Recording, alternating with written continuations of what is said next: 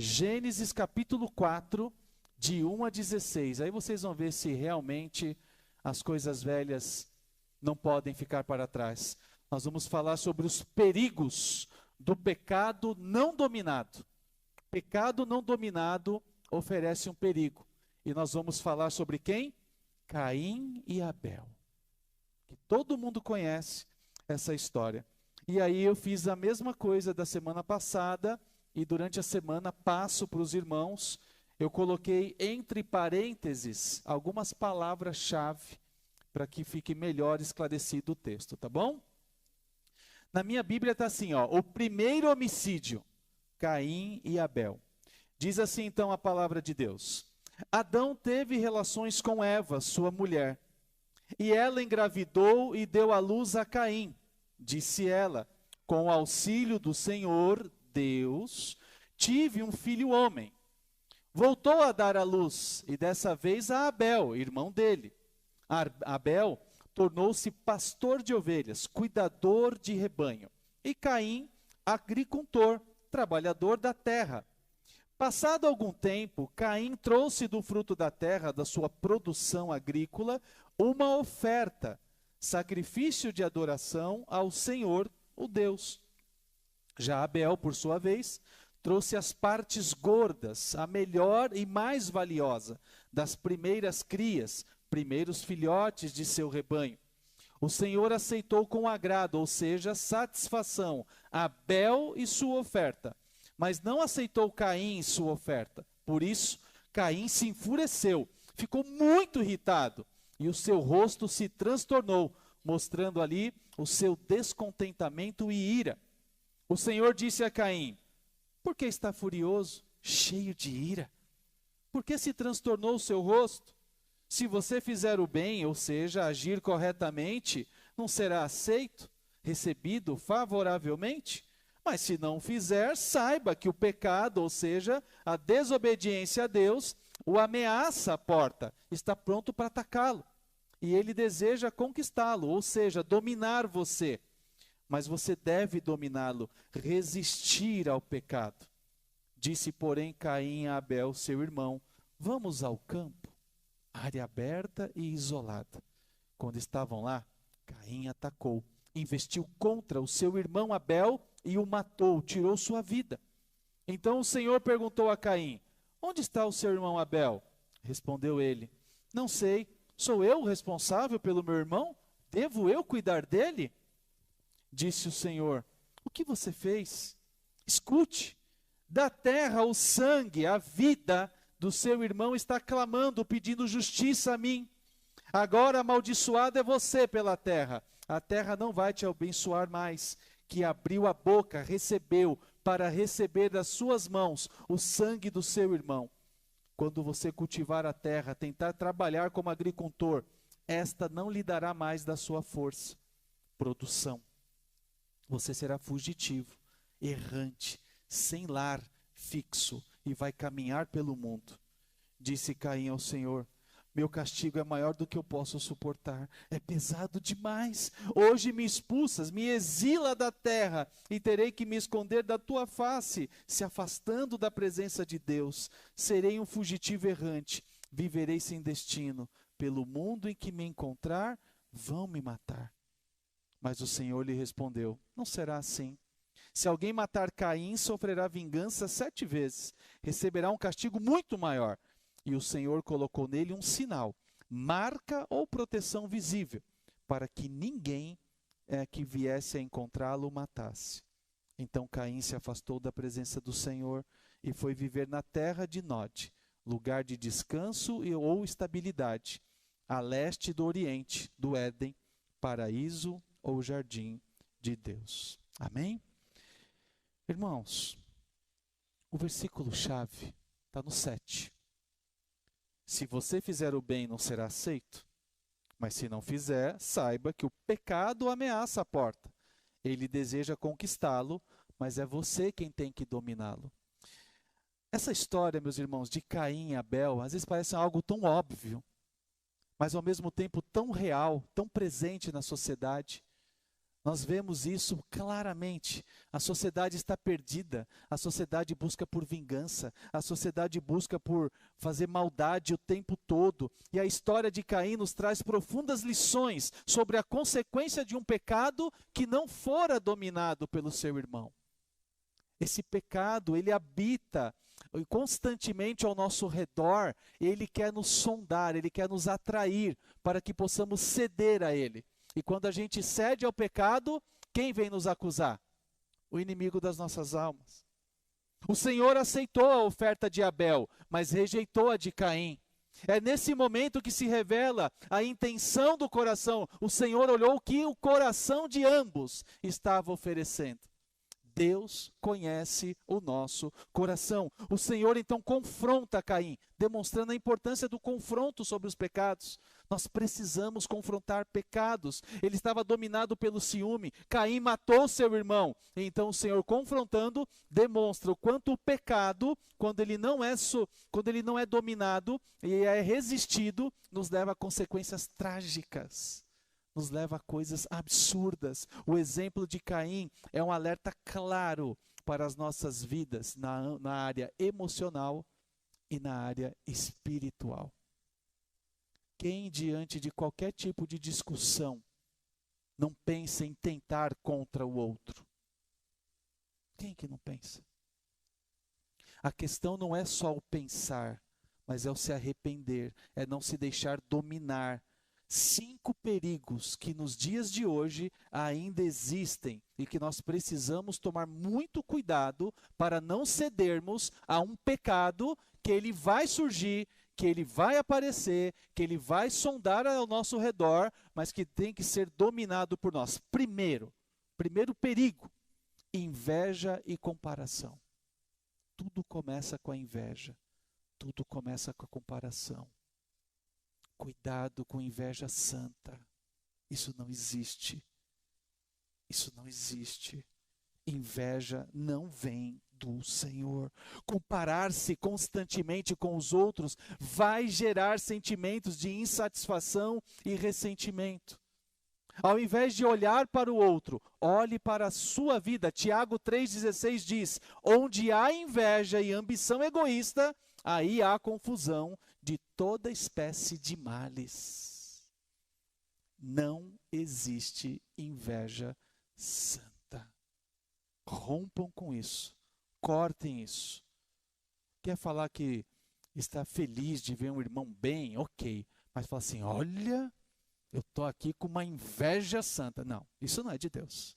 Inveja não é de Deus. E nós temos que repudiar isso, irmãos. A inveja, ela está corroendo a tua alma, ela já penetrou teu coração e ela já está externando na tua boca. E isso não é de Deus, isso não é para a glória de Deus. Segundo perigo que há, ira e falta de controle emocional. A ira incontrolada vai nos levar à destruição de relacionamentos, afeta a paz interior. E a Bíblia em Efésios 4:26 diz, quando vocês ficarem irados, não pequem. Apaziguem a sua ira antes que o sol se ponha. Isso serve para o cônjuge, pais e filhos, avós, todos. Tem algo para resolver, resolve logo. Resolve logo. Não se deixe o sol se pôr. Por quê? Se você não resolver, a ira que está dentro de você, ela vai se inflamar. E você não vai dormir. E quando você amanhecer, vai continuar com aquela ira inflamada. E muitas vezes o outro que vai subentender que aquilo vai... deixa o tempo cura as coisas. Gente, outra coisa que vocês têm que riscar, o tempo não cura nada. O tempo diz muita coisa.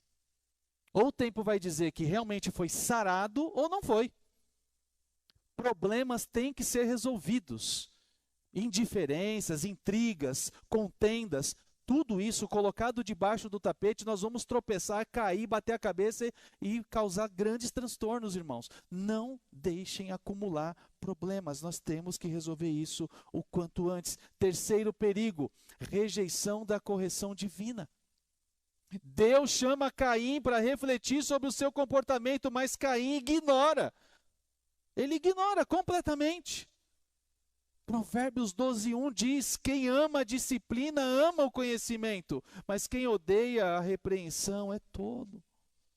É um desafio, irmãos. Nós não podemos compactuar com coisas erradas. Nós não podemos caminhar com coisas erradas. Não é para caminhar de acordo com a sua vontade, ou a minha vontade, mas pela vontade de Deus. E a vontade de Deus nos confronta. Não pode. Nada vai dar certo se continuarmos fazendo as coisas do nosso jeito. Já pensou uma igreja, cada um fazendo aquilo que lhe apraz, aquilo que lhe convém? Onde nós vamos parar, irmãos? Onde Cristo vai estar?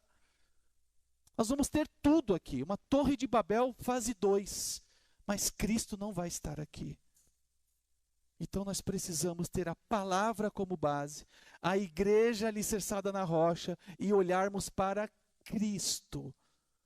O irmão, a irmã está te exortando, olhando algo que precisa ser reparado, é para a glória de Deus. Você tem que observar que isso vai trazer o nome do Senhor à tona. Não é algo pessoal, não é algo que quer te prejudicar, é algo que precisa ser modelado em nós. Humildade.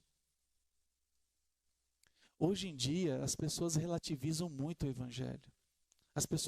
O encontro com Cristo, ele é individual e intransferível. Mas Cristo é o mesmo para todos. Mas muitas pessoas acham assim, não, Deus me ama do jeito que eu sou. Não é bem por aí. Não é bem por aí. Venha como você veio, mas você não vai permanecer, porque Cristo tem que te transformar. Você não pode ter uma vida, uma jornada com Cristo, e não é tempo de igreja, irmãos. É experiência com Deus. Porque senão o ladrão da cruz ia ido para o inferno. Não é tempo de igreja, é experiência com Deus. O ladrão da cruz estava ali e falou assim, mestre, o que o senhor pode fazer por mim? E o Senhor falou assim, ainda hoje você vai estar onde? No paraíso, porque ele entendeu que o Senhor não merecia estar naquele lugar. Ele reconheceu. E Jesus olhou para ele e falou, ainda hoje você vai me ver no paraíso. E às vezes a gente fica anos, séculos dentro de uma igreja e não conhecemos Jesus. Cuidado com a rejeição da correção divina. Há muita resistência em se aceitar o que Deus quer. Porque a pessoa quer fazer do jeito dela. Tem que ser daquele jeito. Ou é do meu jeito ou eu estou indo embora. Não pode. Não é esse o caminho. Não é esse o caminho, irmãos. É Cristo. O alvo é Cristo. Se nós nos reunirmos aqui, fizermos tudo o que estamos fazendo e não houver a glória de Deus, nós só perdemos tempo. Foram atos religiosos. Então, ao vir à igreja, ore. Vai descansar? Ore. Acordou? Ore. Está saindo de casa? Ore. Está no culto? Ore. Vai ensaiar? Ore. Tudo é oração. A oração na vida de um cristão diz muito sobre a intimidade de Deus na vida dessa pessoa. Quarto perigo, justificação de pecado e falta de arrependimento. Ah, mas o meu pecado não é igual àquele pecado. Classificação de pecados. Caim tentou evitar sua responsabilidade pela morte de Abel. Quando nós não reconhecemos nossos erros, nós endurecemos o coração. Salmos 32:5 diz, confessei-te o meu pecado e não encobri as minhas iniquidades. Ele não quis saber. Ele teve inveja do relacionamento do irmão com Deus, chamou o irmão para ir caminhar no campo, matou o irmão. Deus perguntou para ver se ele se arrependia. E ainda foi mal criado, foi rebelde. E sou eu que tenho que dar conta do meu irmão? Gente, é muita ousadia. Coração fechado, endurecido. Ele estava falando, não era com o pastor, não. Ele estava falando com o próprio Deus, que sabia o que ele tinha feito e deu a chance dele se arrepender. Ele não se arrepende. Ele não se arrepende. Ainda diz, de forma zombando, sou eu que tenho que dar conta dele? Complicado, é difícil assim. E o quinto perigo são as consequências do pecado não nominado. Ao se recusar a lidar com o pecado, nós abrimos portas para consequências graves. Ah, é? Você não está entendendo aqui? Então tá bom. Então Deus vai dando corda. E quando ele puxa, Gálatas 6, 7, 8. Deus não se deixa escarnecer. O que nós semearmos, nós vamos colher. Gente, a justiça de Deus, ela nem tarda. Isso é uma expressão nossa. Ela não tarda. A justiça de Deus, ela vem a cavalo, no tempo certo. Não é que tarda. Deus não atrasa em nada. Ele vai dando corda. Ele é longânimo. O que é longânimo? Ele tem uma paciência infinita. E ele dá corda. Na hora que ele quiser, ele tira. E aí as consequências vêm. O contraste entre Caim e Abel nos faz remeter a quem? José e seus irmãos. Está lá em Gênesis de 37 a 50. Olha o tamanho dessa história da Bíblia. Vai dos capítulos 37 a 50, irmãos. A história. Quando José é traído e vendido, ele escolheu a obediência e a confiança a Deus, se recusando a se vingar. José tinha motivo de se vingar. Humanamente, todos os motivos. Mas ele não se vingou. No final, José não só perdoa os irmãos, como também sustenta. Olha a diferença. Transformando o mal que ele recebe em um bem infinitamente maior para a família e, consequentemente, para nós, povo de Deus. José tem muito a nos ensinar. Essa atitude nos ensina a lidarmos com ofensas de forma mais piedosa e buscarmos sempre, irmãos, a reconciliação. Não adianta reconciliação e daqui a pouco está se fazendo igual ou pior. Não há arrependimento. E se não há arrependimento, não há perdão, irmãos. Ou a gente se arrepende, ou remorso. O que aconteceu com Judas? Judas teve toda a oportunidade do mundo de se arrepender. Mas ele teve remorso. E se não fosse Judas, seria outro. A escritura ia se cumprir. Mas Deus deu a oportunidade. Ele abriu mão. Porque ele estava convicto de que ele estava no controle.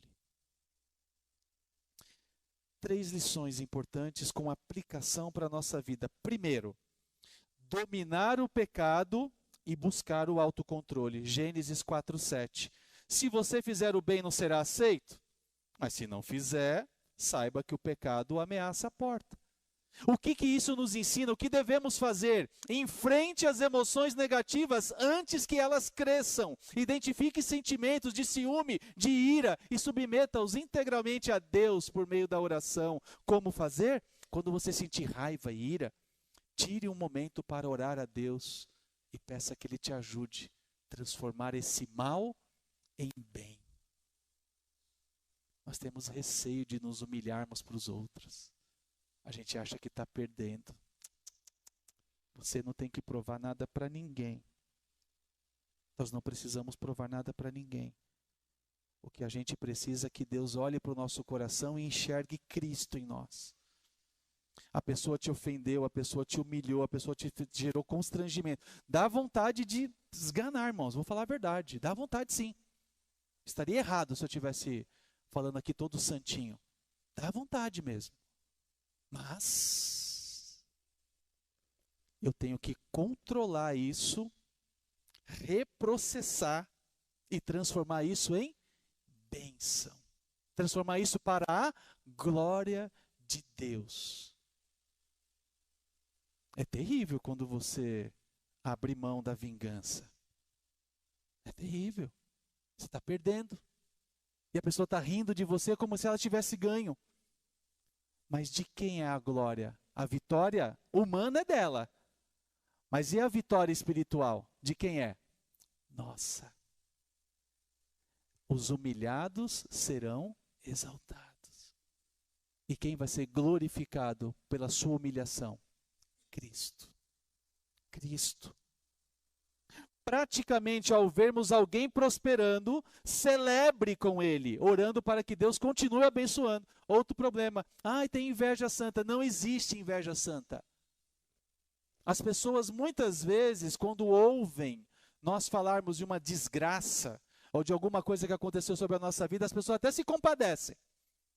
Mas elas não querem aquilo para a vida delas.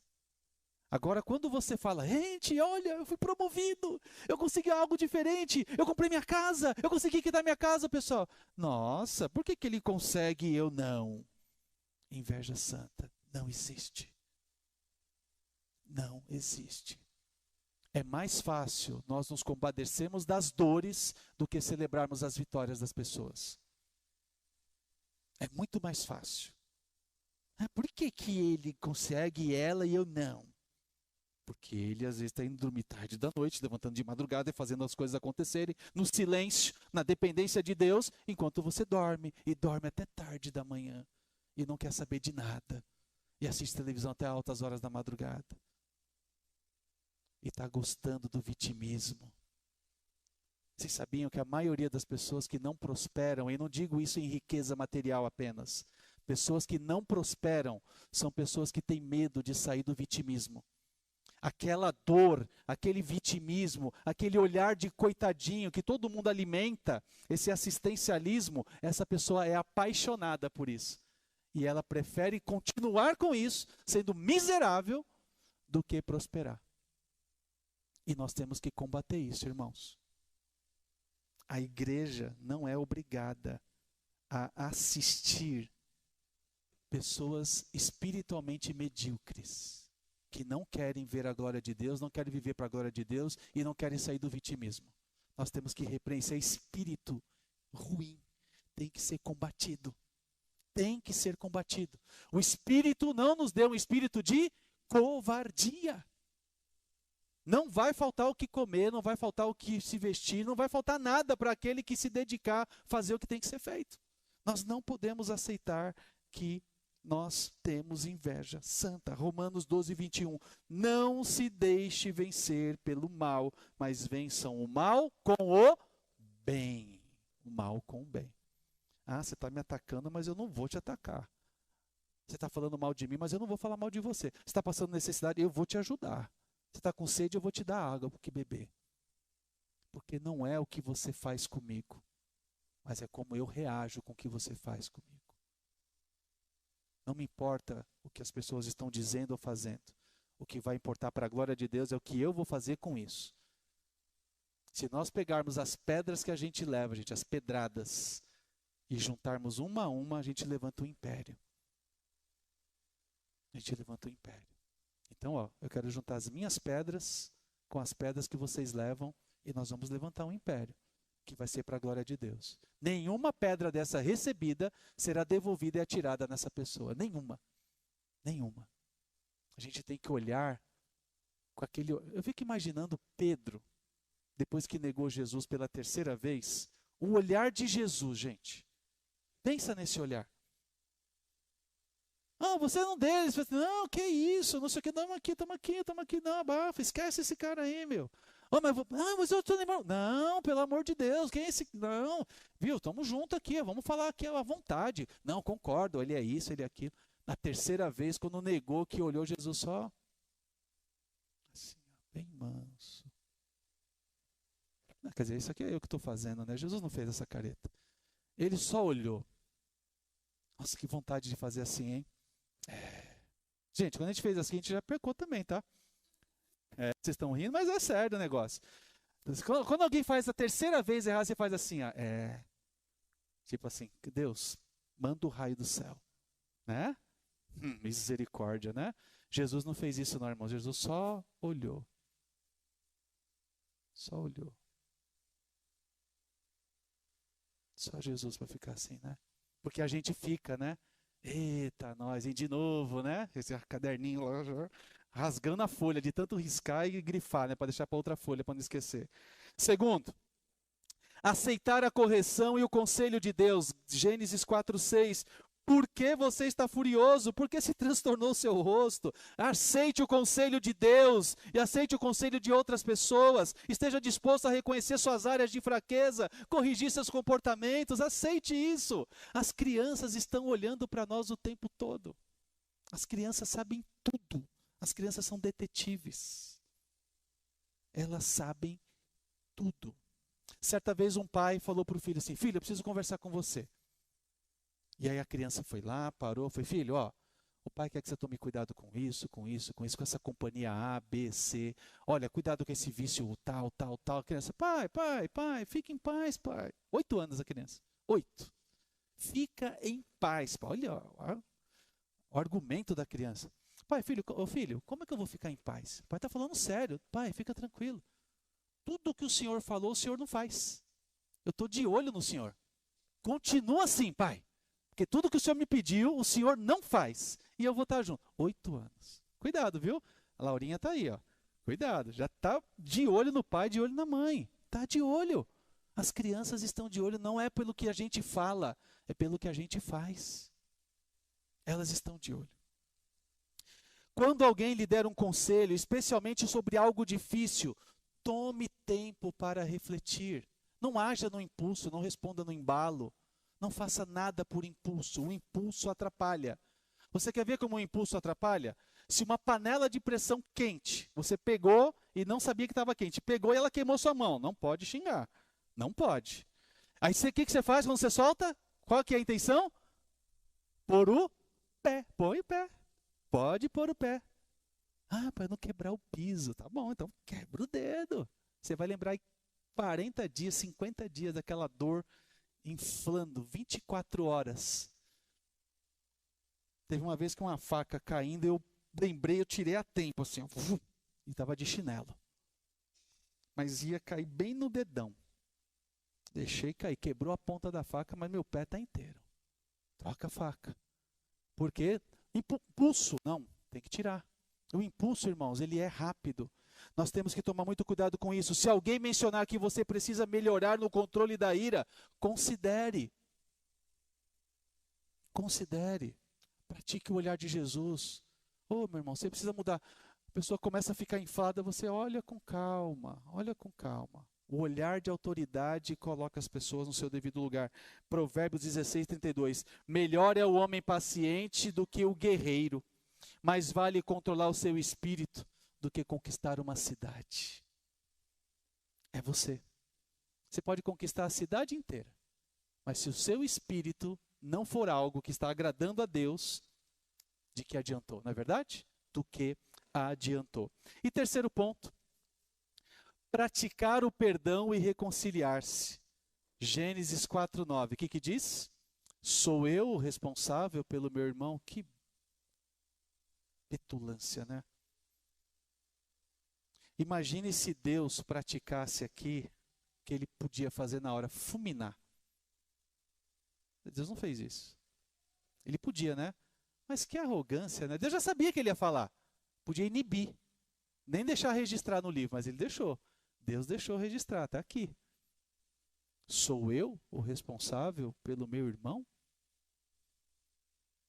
Gente, o que fazer? Assuma a responsabilidade pelos seus relacionamentos, agindo com amor e graça, mesmo quando houver mágoas. Não podemos levar nada para o pessoal. Não é pessoal, é sentimental.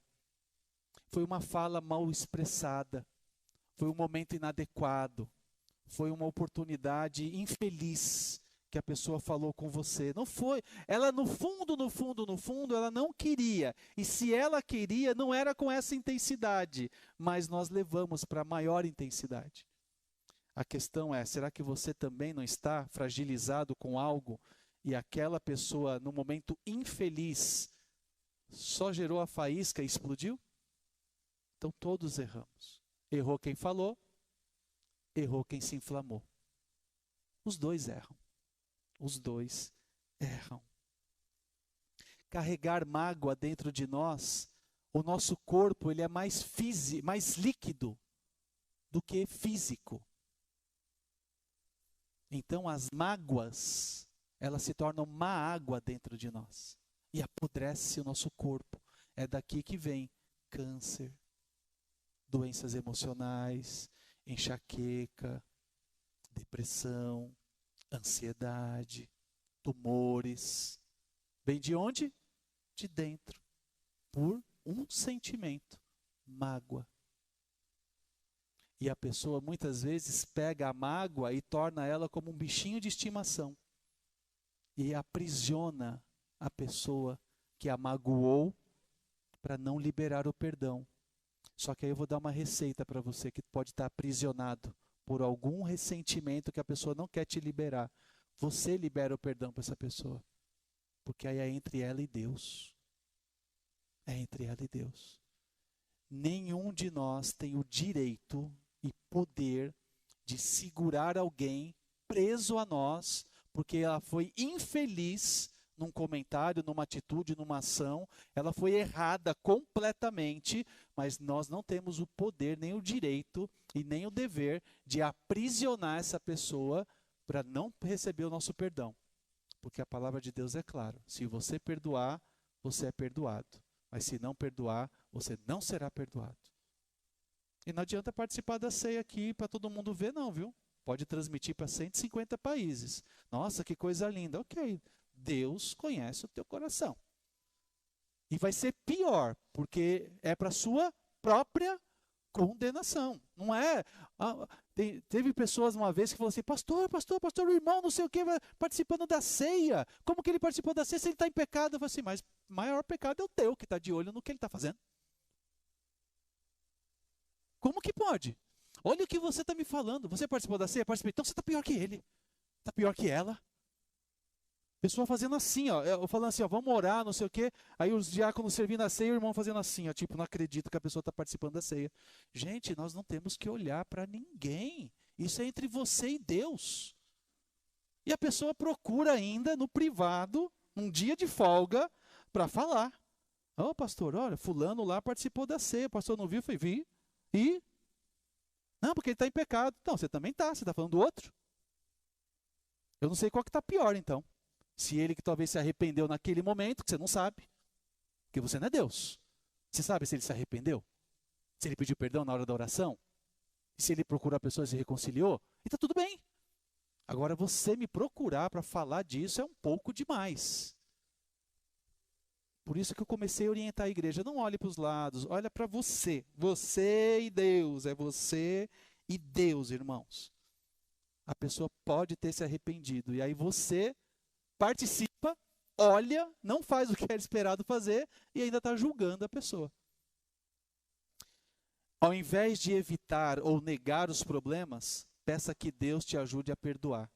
Então, se houve desentendimento com alguém, dê o primeiro passo para restaurar essa amizade, para restaurar a paz. Convide-os para tomar um café e para falar, olha, esse café é para celebrarmos a nossa reconciliação. Ah, mas a gente está brigado? Olha, se a gente está brigado eu não sei, mas que eu te frustrei e eu quero te pedir perdão. E está tudo bem, que bom que você não levou em conta, mas eu sei que eu errei. Peça perdão e tome o café e vá caminhar juntos. Mateus 5, 23, 24. A resolver nossas diferenças antes de apresentarmos nossas ofertas a Deus. Irmãos, antes de consagrarmos os nossos dízimos, as nossas ofertas, a palavra é clara. Se você tiver indiferença com alguém, brigado com alguém, nem traz, porque Deus não vai receber. Diferente do que talvez muitos lugares priorizem isso, eu oriento vocês. Se tiver brigado com alguém, nem traz. Porque Deus não vai receber. Vai ser uma oferta feita que nem a de Caim, que Deus não vai receber. Vai ser bonito aos olhos dos outros, mas aos olhos de Deus, não. Feche seus olhos por um instante, cubra sua fronte. A história de Caim e Abel nos ensina que o pecado, se não dominado, nos controla e nos afasta de Deus. Devemos vigiar nossos pensamentos e emoções, aceitando a correção divina e buscando a reconciliação com os outros. Que os nossos corações se voltem para Deus, permitindo que Ele transforme nossas vidas e nos guie para vivermos em paz e harmonia. Soberano Deus e Pai, em nome de Jesus, meu Deus, eu quero te pedir que o Senhor nos ajude a reprogramarmos a nossa rota e que não sejamos dominados pelo pecado, mas que possamos ter controle de superarmos esse pecado, reconhecendo as nossas falhas, perdoando, sendo perdoado, e que não fiquemos, Deus, aprisionados por erros que nós pedimos perdão, mas que a pessoa não quer perdoar. Isso já está entregue nas tuas mãos. E aí é entre essa pessoa e o Senhor. E eu não desejo mal a ela. Eu desejo que ela também possa se perdoar. E eu gostaria, Deus, de muitas vezes ouvir o perdão de alguém. Mas eu quero dizer que da minha parte, todos, Deus, que me ofendem, me atacam, direto ou indiretamente, absolutamente todos, até de futuro, já estão perdoados. Eu não quero, Deus, me desviar da tua bênção, do teu olhar, da tua bondade, da tua misericórdia. Humanamente eu posso falhar, mas eu quero te dizer, Deus, que em todos os casos eu quero buscar reconciliação e pedir, Deus, que o Senhor cuide também dessas pessoas, que ninguém deste lugar fique preso por alguém não querer te perdoar, mas que nós possamos perdoá-los, independente do perdão deles, porque é o Senhor em que nós devemos nos submeter e nos render em todo tempo e em todo momento, em nome de Jesus. Amém, amém, amém.